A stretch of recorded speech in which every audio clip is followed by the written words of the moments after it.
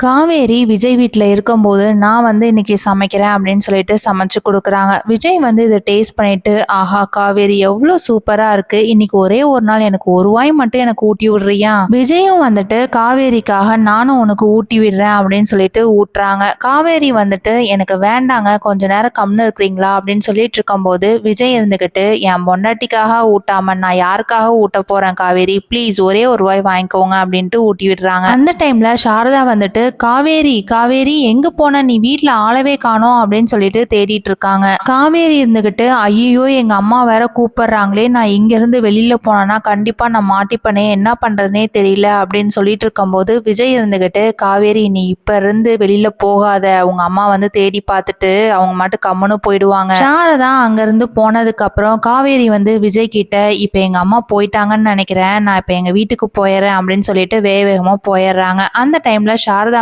"காவேரி உன்னை நான் எவ்வளோ நேரம் தேடிட்டு இருந்தேன், நீ எங்க போன?" "அம்மா இங்க பக்கத்துல கடை வரைக்கும் போயிட்டு வந்தம்மா" அப்படின்னு சொல்லிட்டு இருக்கும்போது, "அப்படி என்னதான் நீ வாங்கிட்டு வந்த?" அப்படின்னு சொல்லி கேக்குறாங்க. அதுக்கு பாட்டி "சரி இவ எப்படியும் விஜய் வீட்டுக்கு தான் போயிருப்பா, அதுக்குதான் இப்படி பொய் சொல்றா போல" அப்படின்ட்டு சாரதா கிட்ட போயிட்டு, "நான் தான் சாரதா கடைக்கு போயிட்டு வர சொன்னேன், உன்கிட்ட எதுவா இருந்தாலும் சொல்லிட்டு போகணுமா?" அப்படின்றாங்க. சாரதாவோட மனசு மாறி காவேரி விஜய் வீட்டுக்கே போனா நல்லா இருக்கும்னு யாரெல்லாம் நினைக்கிறீங்களோ இந்த வீடியோக்கு மறக்காம ஒரு லைக் போட்டுக்கோங்க. தேங்க்யூ.